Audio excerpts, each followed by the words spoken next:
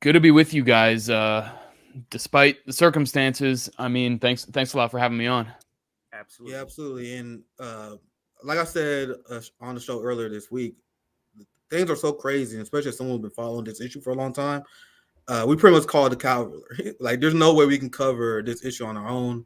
I want to bring as many people who've been following this issue as possible, especially over the next few weeks. CJ, that's why we had Fiorella Isabel on earlier this Monday. We had Q Anthony Amene on as well.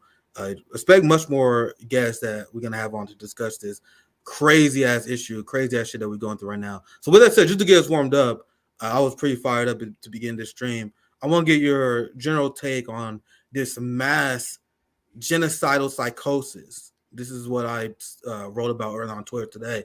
I'm glad it's catching fire online right now because it's absolutely batshit crazy time that we live in. So just before we get started, we got live receipts, and I would love for you to respond to some of the receipts we're going to show you.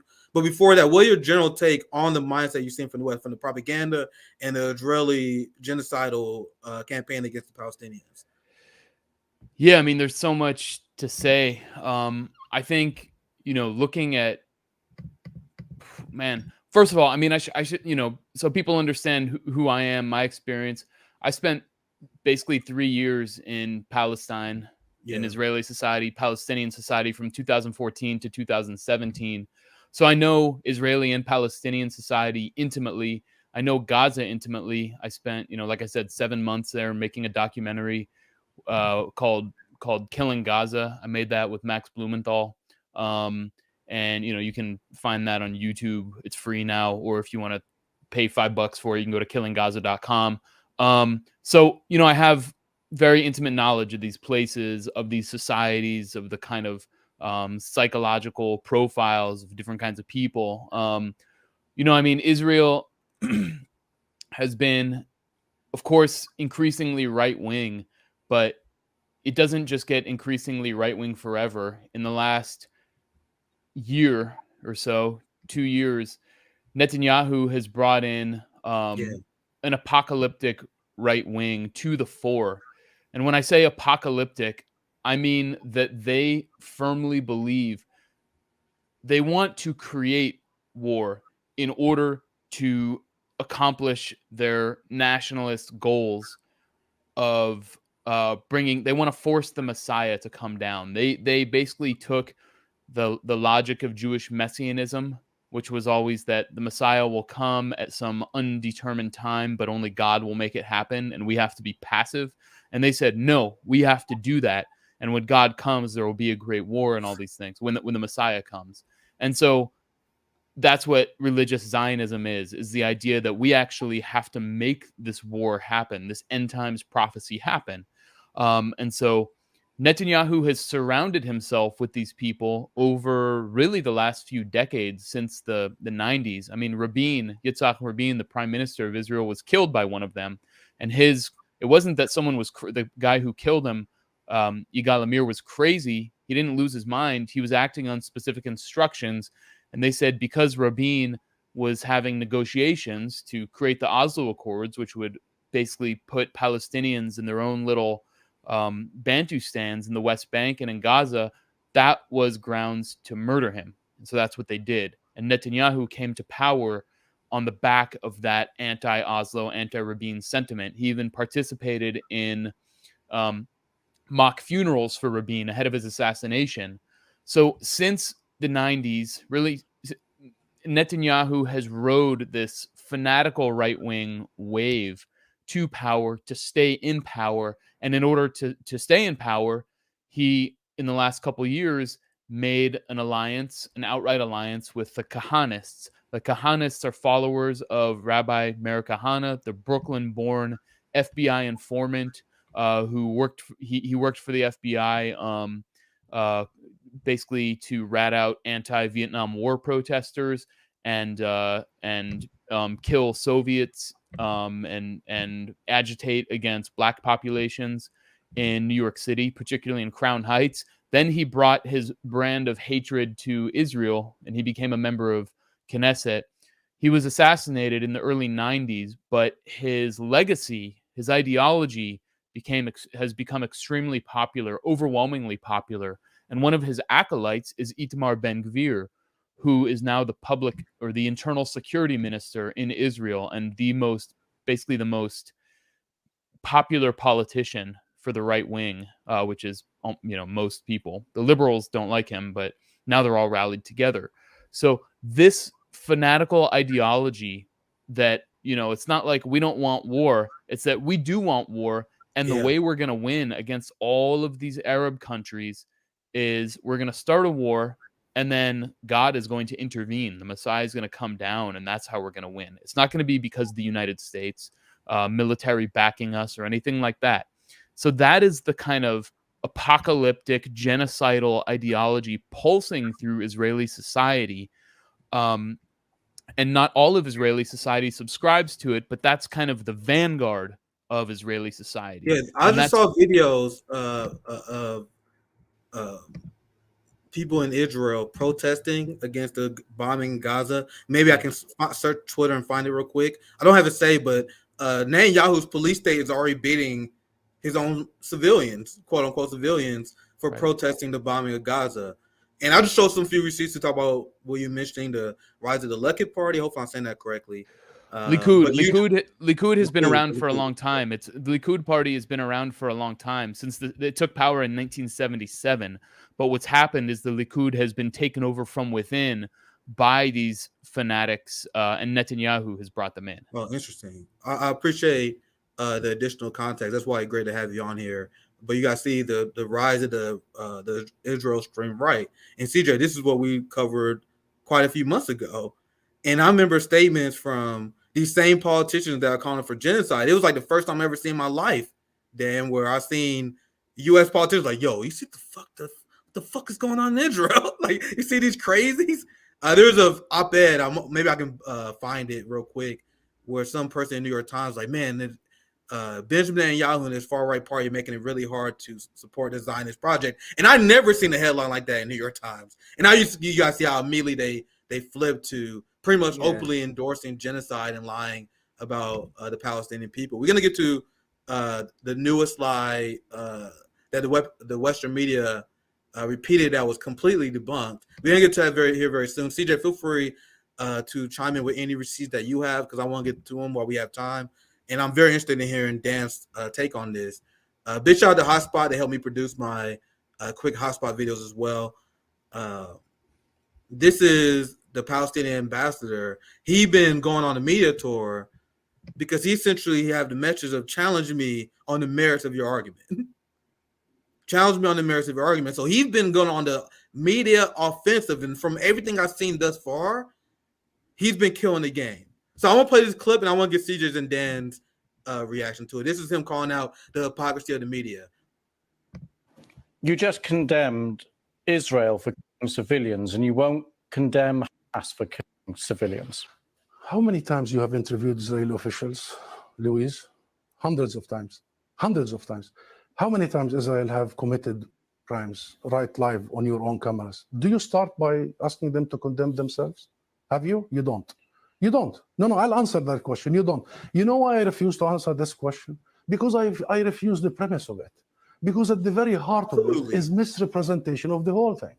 Because it's the Palestinians that are always expected to condemn themselves. And you want to know who's going on with this, CJ? The PNC left. The PNC left right now, openly going on with Zionist propaganda. That's why I refuse to go along with it. And I have the same mindset that he has and my Palestinian brothers and sisters have. I'm going on the fucking offensive. It's game time, fam, right now. Right now. So it's game time right now. They got a genocide plan of the Palestinian people, and the PNC left is waffling, CJ. I'm not waffling at all. I might get banned here soon, to be honest, because this is game time. We need sound like this, but I'll let it finish here. Because I refuse the premise of it. Because at the very heart of it is misrepresentation of the whole thing. Because it's the Palestinians that are always expected to condemn themselves. I mean, come on, this is a political conflict. We have been denied our rights for a long time. So this is the wrong starting point. The right starting point is to focus on the root causes, is to try and get out of this extreme dark tunnel, as opposed to this business by BBC and the mainstream media for 75 years. You bring us here whenever there are Israelis who are. Did you bring me here when many Palestinians in the West Bank, more than 200 over the last few months? Do you invite me when there is such Israeli provocations in Jerusalem and elsewhere? Because what Israelis have seen, which we started by saying tragic, the last 48 hours, the Palestinians see every day for the last 50 years. You know the situation in Gaza, you've just described it. This is the biggest open air prison. You had Israel that executed Shireen Abdul-Akleh. You know how the West claim they care about the free speech and protecting journalists? Israel killed Shireen Abdul-Akleh, and then the Biden administration helped cover that crime up. So I'll pass to Dan first, then CJ, you can react. And I'll pass. You can do the next receipt, Dan, if you want to. Dan, any reaction to this? Anything you want to chime in on? Well, yeah, it's just standard Western propaganda that, I think the ambassador answered it pretty well, that, they hold Palestinians to a completely different standard. It's totally biased. I mean, if you've watched the media operation, the Hasbara propaganda operation over the last 36 hours to about a supposed 40 beheaded babies in an Israeli settlement outside of Gaza, that was completely false, and obviously false from the start. And it was only sourced to an anonymous Israeli soldier who believed it to be true. But all of the Western media ran with it, saying it's true, and these animals beheaded these Israeli babies, and it's still being repeated right now all over Twitter, all over Western media, all over European media. So these aren't media outlets. This isn't journalism. This is just propaganda to generate bloodlust. Because you'd think about what happened in those settlements is horrible. I mean, in terms of like loss of human life, it's horrible. So why does the Israeli military and the Western media feel the need to exaggerate? Isn't it horrible enough? Do they need to invent lies in order to generate bloodlust in the Western in Western countries and in foreign countries, to justify the slaughter, the actual murder and beheading by bombs of Palestinians and babies in the besieged Gaza Strip? I mean, what I was saying about Israel before, this kind of genocidal ideology pulsing through the society.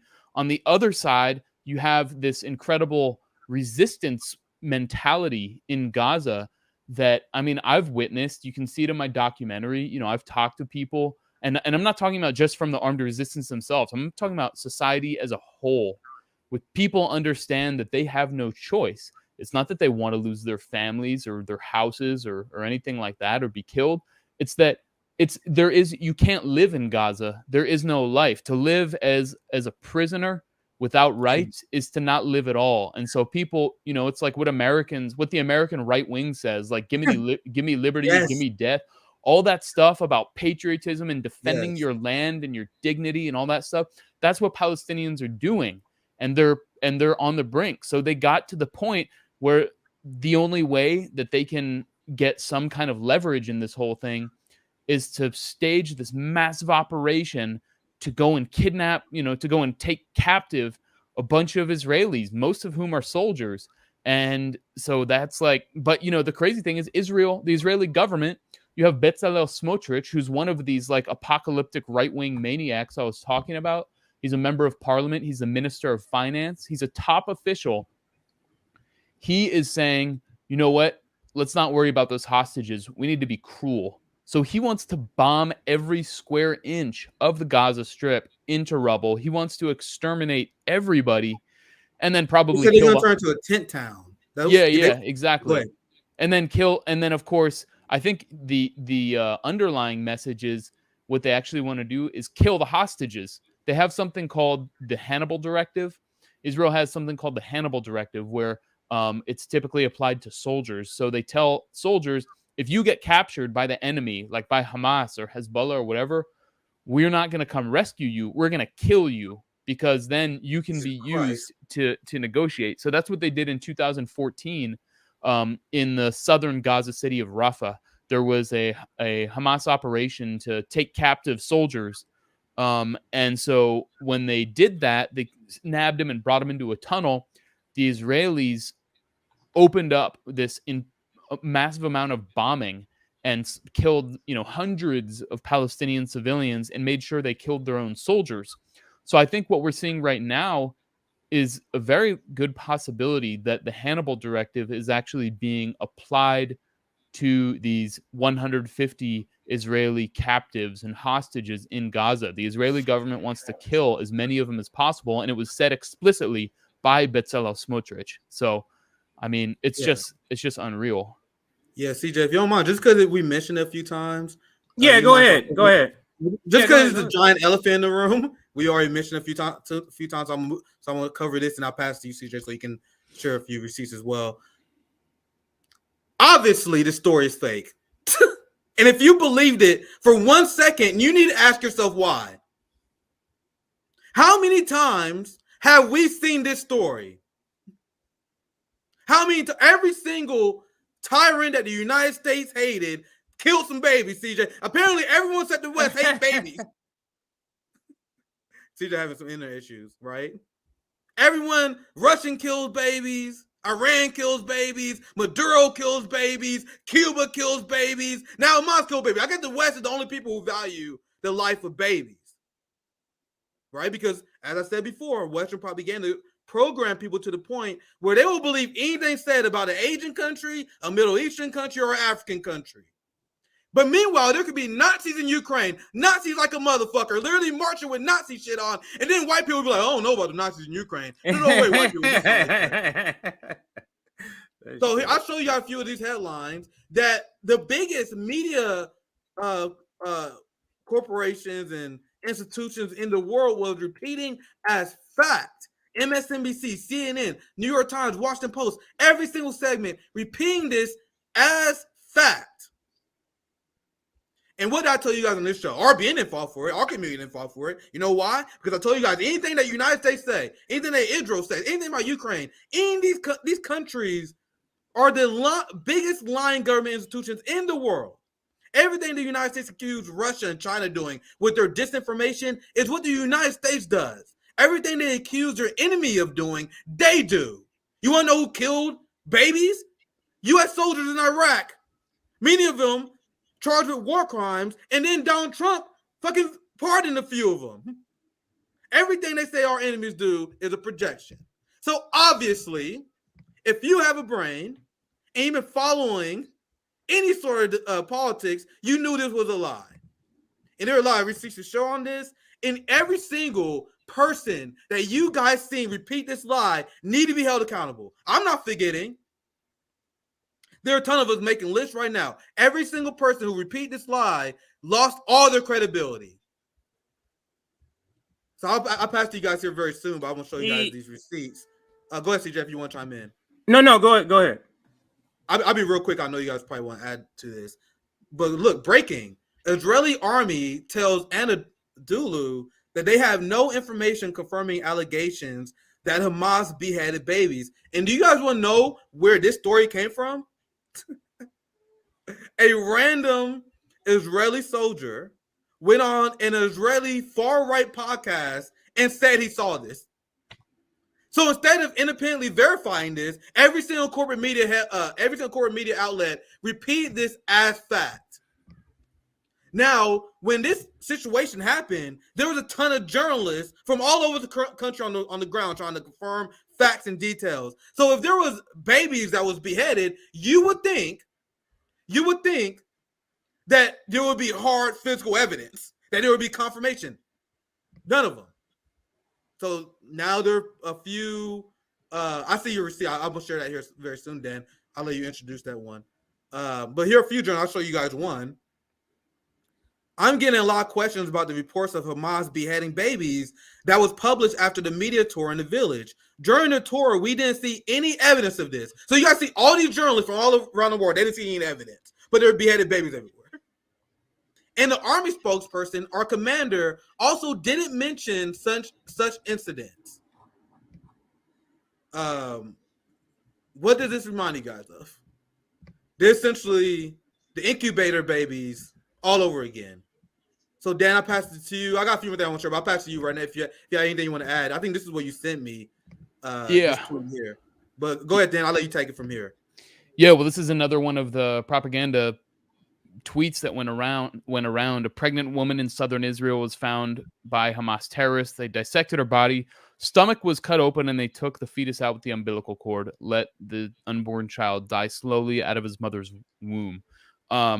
So, I mean, there was actually a fact check on that that people did that says, well, actually, that's not true. And this is what Israel did. The Israeli military oversaw in the massacres in Sabra and Shatila camp in Lebanon in the 80s. They actually did that.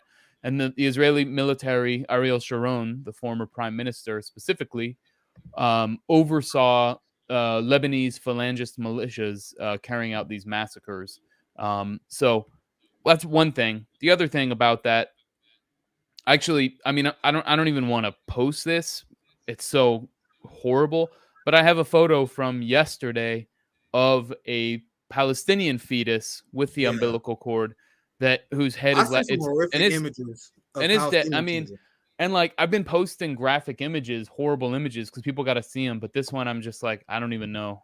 I mean, it's just but it's all projection. It's all projection. There's something about the psychology of like these a group committing genocide that they project their crimes onto their victims. They do something that accuse them of doing it. So, that's not just like, I'm not talking about just like genocide, like Nazi genocide or whatever, where you were talking about, Nick, where you're like, the crimes that the NATO, the lies to justify the NATO bombing of in Libya or anywhere else. It's always about projection. They lie and accuse their victims of what they're doing. So, I mean, there's that's just two reasons. Example. I would say there's a couple of reasons for that, Dan and Nick. The projection. There's two things that it unmasked to me. One, they know that they're doing something wrong. So we didn't. No, it's just no. They know exactly to do it, because if you're projecting it as somebody else doing it in order to say they're doing something wrong, that means that it's wrong. The other thing is this is a completely psychological sort of campaign. They know, the medias know how this works. Somebody says something as egregious as beheadings, I'm supposed to get a source to get this before I report it. They know it's not, because this is what you have to, again, the way I always think about this issue is to think about it in the think about it in the same terms of slavery. In order for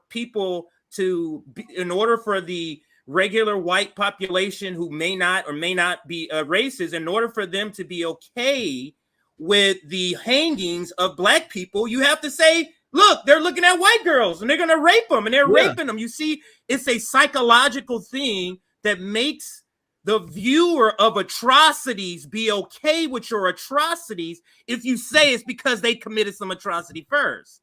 It is a psychological thing to make you, the audience, okay with genocide, okay with the upcoming genocide. So when you see the pictures of the beheaded Palestinian child, for example, Dan, all you got to do is point to all the shit that you just heard. Well, they beheaded 80 babies over there. You get what I'm saying? So it is all a psychological thing. In order for your bad deeds, once it hits the public eye, for it to take on a different sort of reaction. Because if it didn't have that, if you just started coming out and people started seeing Palestinian babies beheaded without any other, people will be like, what the hell is going on over here? You get what I'm saying? It's a human reaction that they're trying to curb before we get there. Go ahead. Yeah, so I have no tolerance for anyone repeating this fake news. I also have no tolerance for the people who just discovered this issue last week. Where the people say, oh, Nick, are you telling me you don't care about the Israelis? Where the fuck was you?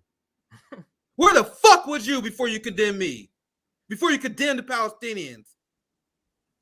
This is a small reality. What the fuck they've been dealing with in Gaza. And you guys are virtue signaling. I don't care about Israel. Get the fuck out of here. You was nowhere to be found. And the Palestinians was being genocide. So this is the real human cost. For the people who think this is a conflict. Even as the graphs say. This is ethnic cleansing, and people bravely fighting back. Give me liberty or give me death. Apparently, that only applies to white people. So I see your receipt, Dan. I'm gonna share that here very soon. The last thing I'm gonna share before I pass to CJ and get to that receipt is this is Sky News explaining why they're the only one apparently who have remotely any sort of ounce of integrity, where they say they're not gonna cover the beheaded babies claim because there's no fucking evidence of it. Many of the newspapers, the Metro, the Times, the Telegraph, leading on these reports from Kfar Azar. We saw our correspondent Stuart Ramsey's report from there. It seems to have come from one Israeli journalist who said that she was told by soldiers there that 40 babies had died and some of them had been beheaded. Yeah. Truly horrifying. We have not seen the evidence of that. We have asked the Israeli Defense Forces, the IDF, 3 times to confirm those numbers. They have not yet. Doesn't mean it didn't happen, but we saw a body bag with 1 child in it today when we were at Kfar Azar with this facility by the Israeli army. Yes, and I think it's important to recognise that emotions are very high at this point. And you are looking at women and children who have been murdered in this situation. That is undeniable. I think that there is an issue around the verification of this particular sentiment, which in itself is so horrifying. It forces the emotions. I think when I read this, I assumed that it was true, that it wasn't contended at all. And the horror that you feel when you think that this is potentially something that's happened is enormous. So it is very important to have the verification of something like this. And if you look down on the Metro here that you have up there, they've put it in quotation marks, and they've talked about the Israeli claim of 40 babies having been beheaded. And if you look down some of the other papers, so the Telegraph, for example, they say that the Telegraph could not verify the claim. But it is important to say that we know that women and children have been killed in this massacre. Dan, you want to take from here? Yeah, I mean, this whole beheaded babies thing, if you can pull up, yeah, exactly. Yeah. So we got Charlie Kirk, from Turning Points USA, Talking Points, whatever. They've been so fucking crazy on the right, man. They've been so fucking crazy. Go ahead, Dan. I mean, it's there's like, I mean, you guys have talked about this, I think, and I think, I've agreed with your guys' position on like allying with the like populist right against the Ukraine war. And I've thought like, yeah, like war is the worst thing. So even if people are wrong with other things, then like if they're going to come to my anti-war rally, great. Like if they're going to denounce war and say, no, don't fund Ukraine, great. I don't know if Kirk is one of them. I wouldn't be surprised because it's kind of like that whole sort of Trump right-wing position. But the way they have exposed themselves as the biggest frauds in the last 3 days, just sucking down that propaganda like crazy. Charlie Kirk. So yeah, you got, all right. So that's his tweets from yesterday. All right. That was yesterday. This is not 2 hours ago. Okay. They found the bodies of 40 Jewish babies, some with their heads cut off. Okay. Then right after that, oh, wait, this might be misinformation. We don't actually know, but let's be careful. Then it gets debunked, like you just showed. Oh, it turns out the source is just some anonymous Israeli soldier who believes it happened, and it just all falls apart. It's all bullshit. And then if you go back to his tweet about Rashida. Oh yeah, this one here. Yeah. So then you have this Fox News reporter chasing Rashida Tlaib throughout Congress. I got a story coming on that soon. And demanding that she denounce the 40. Let's watch it real quick. Okay, yeah. Sorry, I don't mean to interrupt, but let's watch it for because I actually haven't seen it yet either. I actually have a hotspot video coming out soon on this. You have the entire right wing that's trying to expel Rashida Tlaib. Democrats trying to primary her. You know what she said, CJ? She said we need to end the siege of Gaza and end the blockade. That's what she said. Her. And they want to fucking expel her for that. Anyway, let's watch the video in context now. Pass right back. All right. And some of them were beheaded right in front of their parents, and then their parents were killed after the parents had to watch their babies beheaded. So that's what, and then she has a Palestinian flag outside of her office. So Hillary's asking her about, do you condone what's happening? Watch.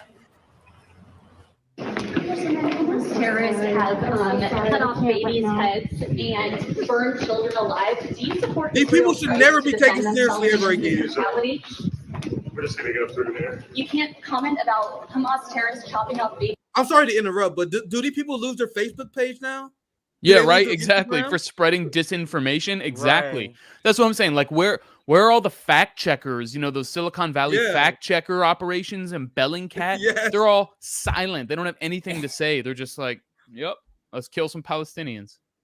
Another thing I want to say here, Nick, go ahead. is Yeah, go ahead. that this is an example of why social sort of democratic approaches will never be good, because Absolutely. a person who understands the situation should not be running. Yeah, You I will should call be it out right standing here. You be standing your ground. What are you talking about? What's your source of that? Who? Okay, I need to check Absolutely. that source. Okay, did you know there was 200 blah blah blah that was killed?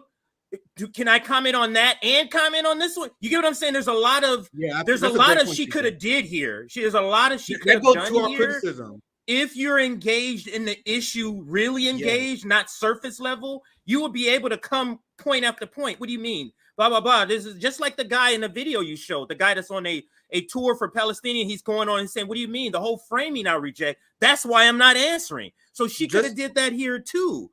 This sort of social democratic approach to these big issues like Palestine simply will not work, because you're Yes. almost just virtue signaling about. You don't really know the issue enough to really speak about it when you and stand your ground under things like this, because there's no way you should be running away from this issue.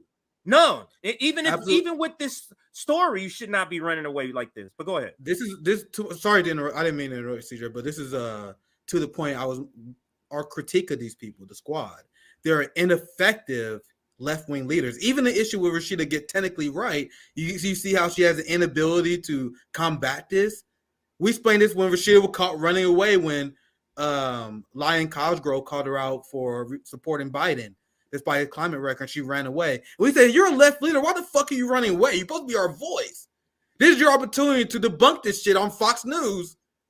But they're deeply unserious and they're intellectually weak, and that is not what we need as leaders. Even on the issue where Rashida is mostly correct, like even in terms of her framing, that's why they're going after her.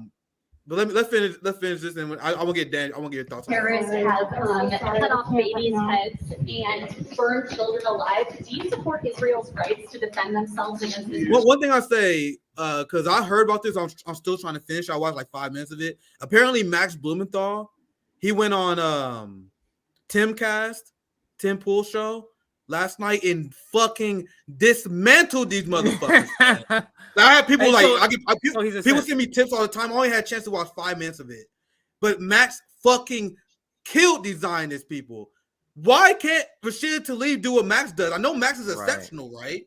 But you're a leader. You're a congressperson. You should easily be able to do what Max Blumenthal did on Timcast if you're propping yourself up as a leader. You're ineffective. We need people like Max Blumenthal that will be. If Fox News was afraid to call them out, right? Meanwhile, they excited to go to Rashida, CJ, Dan. They can't wait to interview Corey because they know they're gonna get some stupid shit that come out of their mouth.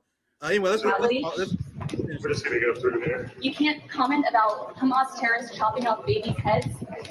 Do you condone what Hamas has done, chopping off babies' heads, burning children alive, raping women in the street?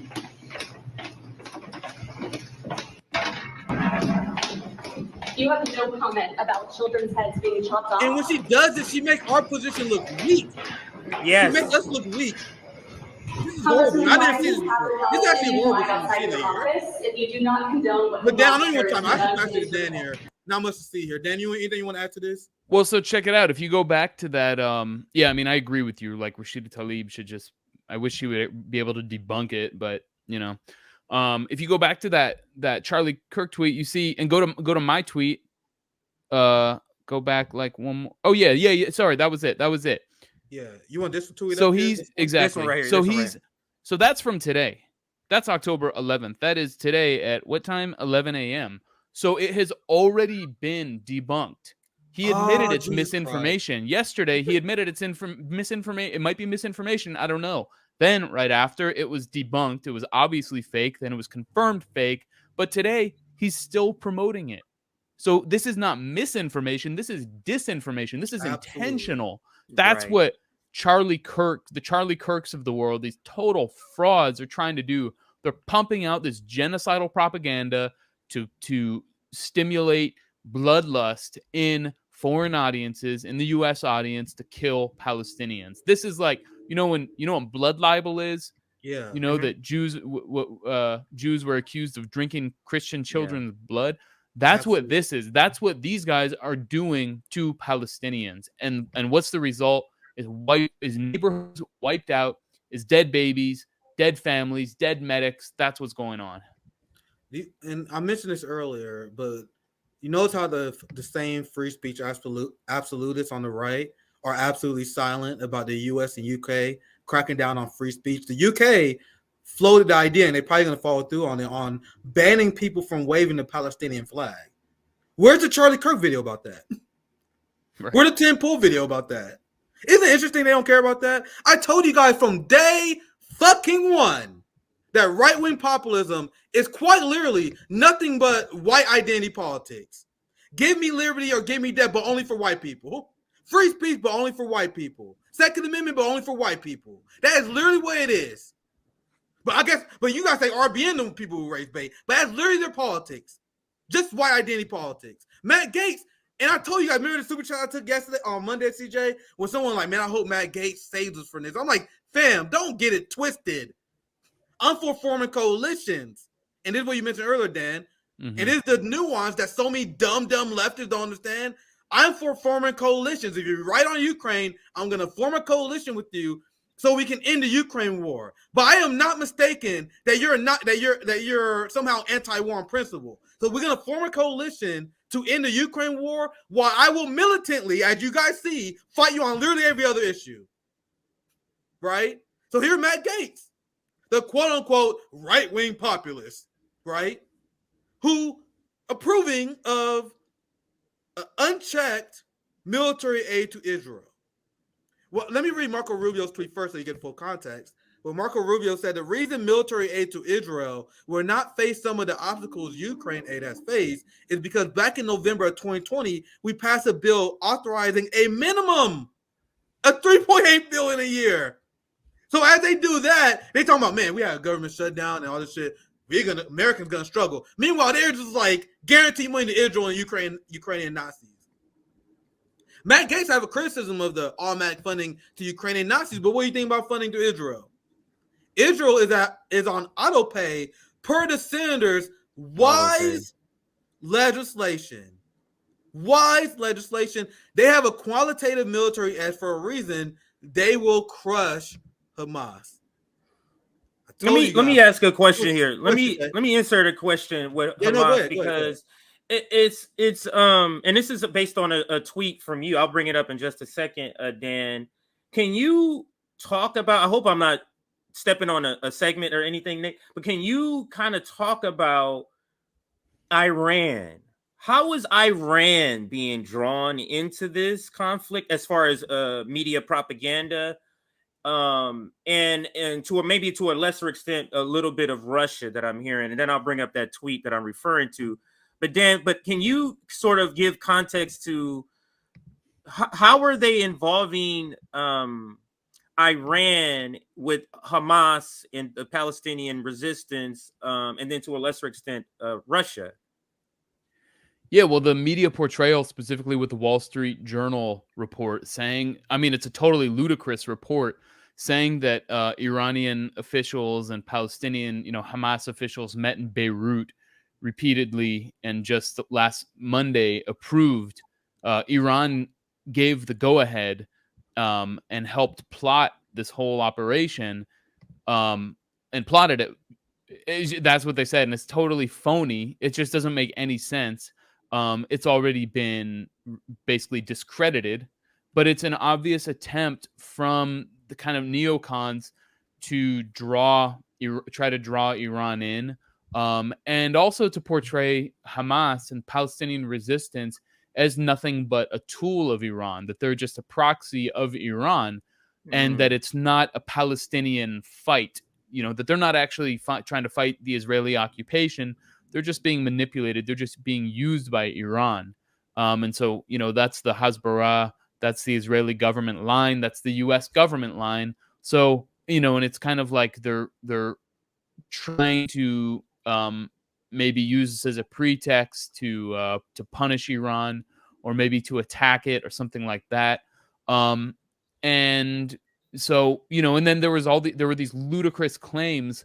I have to find we'd have to find the tweet, but from these idiots saying that like Russia is involved and gave the orders, and is this is like Putin is behind this. It's just like the logical extension of Russiagate stupidity, that Russia doesn't have any relationship to Hamas. Russia has good relations with Israel, in fact, generally speaking. So I mean, it's all just neocon babble trying to merge these two theaters of war, the Middle East and Ukraine, Eastern Europe, to like into one. So it's really dangerous is what it is. And I'll play this short clip. He speaks about it right here. Sorry about that, Nick. He speaks about it right here. And if you read the caption on the screen, it says United Nations says that more than 123,000 Palestinians have already been displaced at the time of this taping, which was yesterday. So it's probably a lot more than that. But let's listen. He speaks to the connection and why there is. Explain to our international audience the relationship between Iran and Israel, and why Tehran is being accused of having, quote, tentacles all over this attack by Hamas. Iran's support for the Palestinian people is linked to the revolution itself. During the revolution, there were two causes that the Iranians were very much focused on. One was supporting the anti-apartheid movement in South Africa, and the second was supporting the dispossessed Palestinian people across Palestine. And at that time, Western countries were supporting both the apartheid regime in South Africa and the Israeli regime. And Nelson Mandela, the ANC, and others were all terrorist organizations in Western capitals.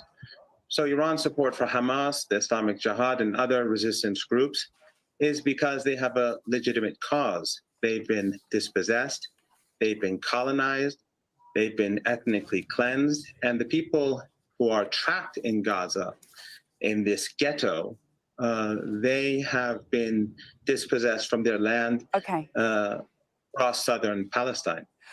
I guess I want to look at the broader context of this and what it means in terms of Hezbollah and Hamas, the Lebanese militant group, being involved in the broader implications regionally. Could we see this conflict now spilling out further in the region? It is quite possible, because we are seeing the genocidal tendencies of the Israeli regime playing out as they indiscriminately bomb homes and murder women and children across Gaza. And Western media, they all are justifying it, because they've all been justifying the actions of the apartheid settler regime for decades. And as we speak, people are being massacred. Last night, they were being massacred. Towers have been razed to the ground, and constantly Western media outlets have been trying to justify. So, Dan, do you think, or what is your take on, could this spill out to a broader sort of conflict or war outside of Palestine and Israel, considering some of the other things that Israel is involved in, bombing in Syria and such? Go ahead, sir. Yeah, absolutely, it can. Hezbollah has said that if Israel launches a ground invasion into Gaza, then it will open a front in the north. So then you have Israel, fighting two fronts, which who knows if it can even handle that. Honestly, Hezbollah is very strong, stronger than Hamas, and Hamas has shown that it's quite capable, obviously. And so, I mean, Hezbollah has become stronger throughout the Syrian war. It emerged stronger. It has huge amounts of fighters, and it is well armed. So this is not, just guys with AK-47s. This is like serious weaponry, and the Israelis are extremely vulnerable. And so then I do think with Iran, if it feels, if Hezbollah and Hamas are under serious threat, I think Iran could see that as an existential threat. So, when we say there's no, so the claim from the neocons is that Iran is directing the whole thing, that Hezbollah and Hamas are just proxies. It's not that. It's that there's an alliance, and there's a material alliance even. Iran provides weaponry to Hezbollah and to Hamas, and training, et cetera, et cetera. That does not mean that they're tools or pawns of them.